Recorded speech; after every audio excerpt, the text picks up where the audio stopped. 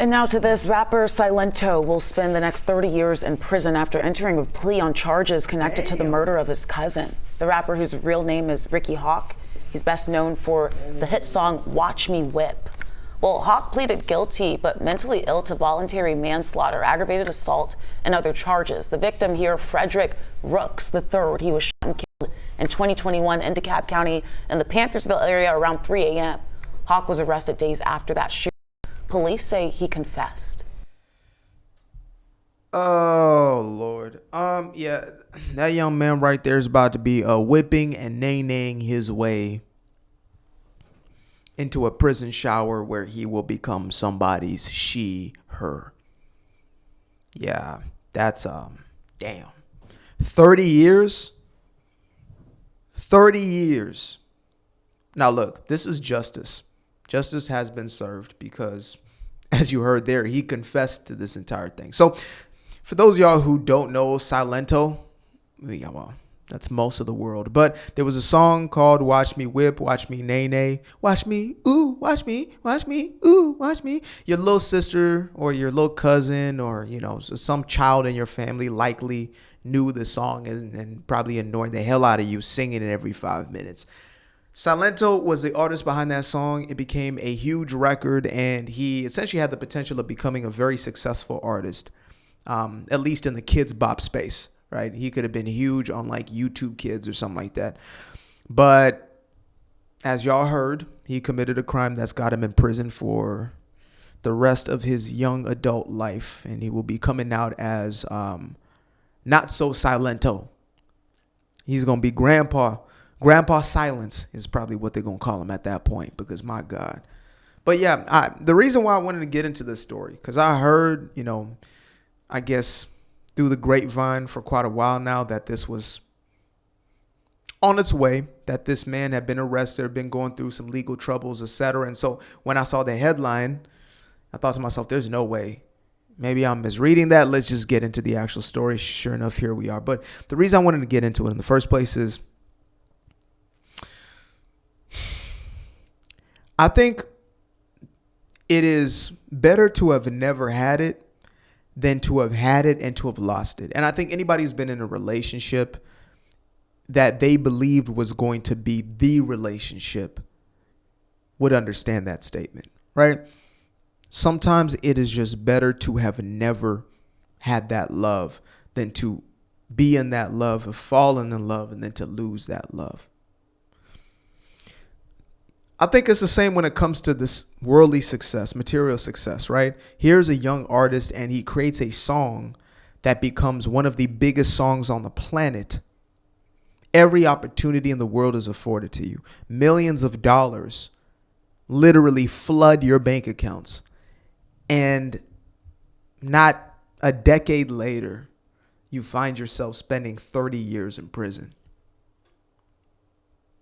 Sometimes it is better to have never experienced it because you know what it is like. Like I remember a story of Will Smith back in the day. He was a rapper, believe it or not. But Will, when he first came out and got his Grammy as the first rapper to ever win a Grammy, I know. These facts might be blowing your mind right now. It was a very different world.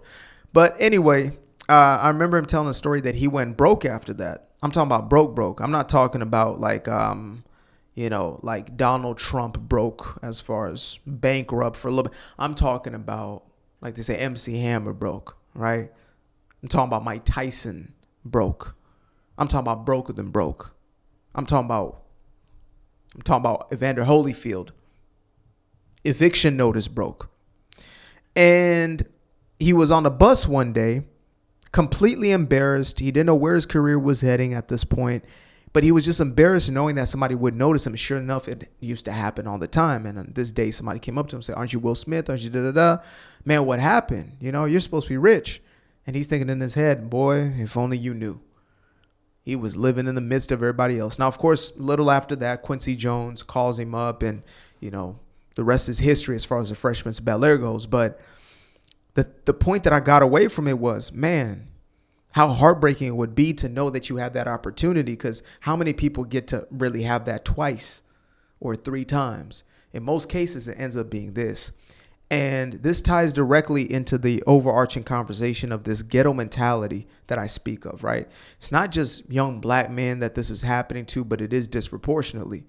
And it's not because of racism. It's not because of white supremacy. It's not because of the man or, oh, we want to blame the pipeline to prison. This young man was set up for the pipeline to success, but because he didn't deal with his demons, but because he wasn't able to take personal accountability, whatever that meant. There are people who have severe mental illnesses, but are doing their absolute best to bring those into I was gonna say like to cope, but I think it's greater than just coping.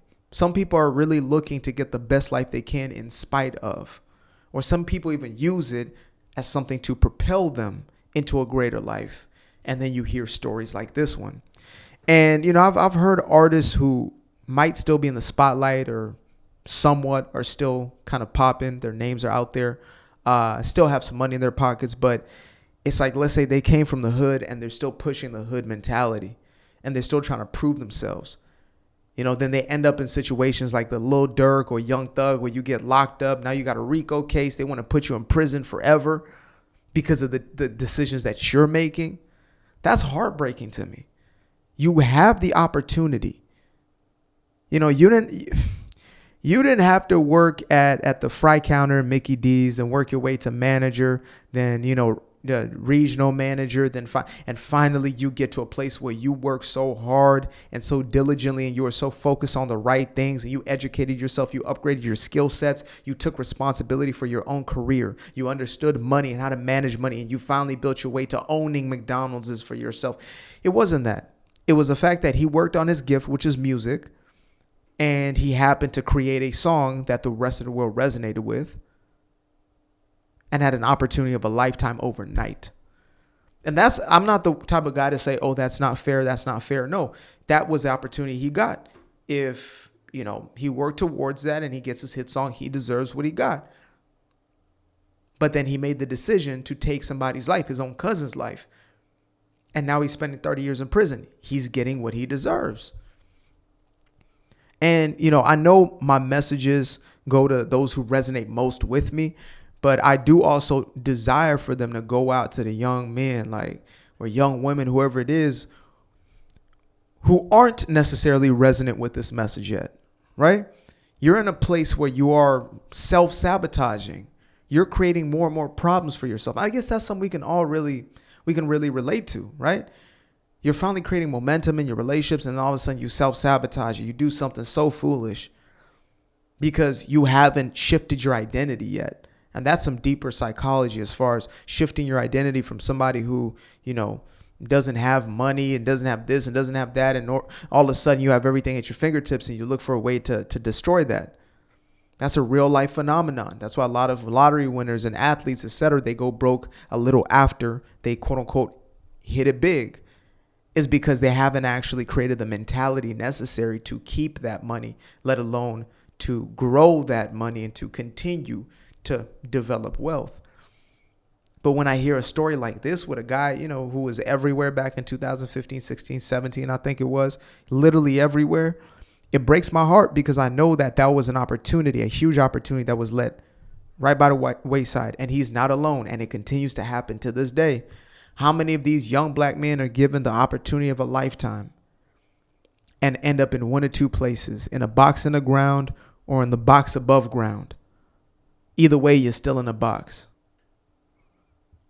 And so, the ghetto mentality has unfortunately, it has made a fast track to destruction. It is literally, it is the road to death. It's the road to demise, every single aspect of it. Whether it is to do with the violence, it's to do with the drug abuse, it's to do with the promiscuity. All of it is a path to destruction. And so, I hope that, this kind of message can land on the ears who need to hear it.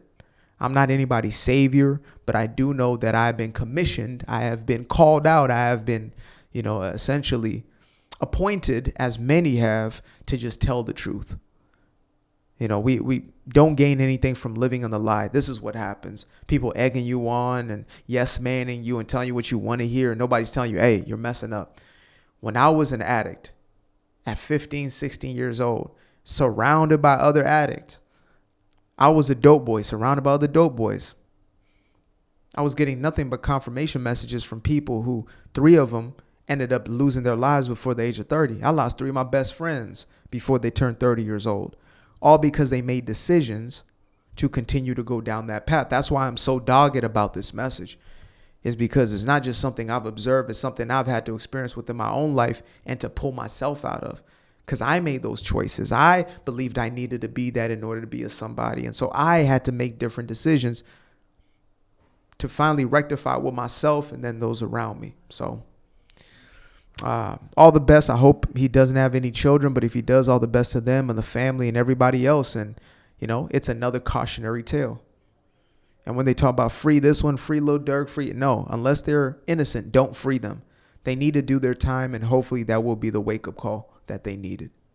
Till the next time, peace. Appreciate you guys for tuning in. Now, if you'd like to stay around, make sure to click that little subscribe button down there, or you can show some love by going to the description below and clicking on the button titled Buy Me a Coffee. Leave a little something there, or click on the Cash App. Leave a little something here. Till the next time, peace. I fell in love with the sunshine. I fell in love with the light. I fell in love with the full moon. I fell in love with the night. I can see the light again. I can see the light. You can see the life in him illuminate the night. I know the time is taking. A 3-6-5, that's a full rotation. I see you looking up, you know them constellations. Constantly gazing like house of praises, you get to praising.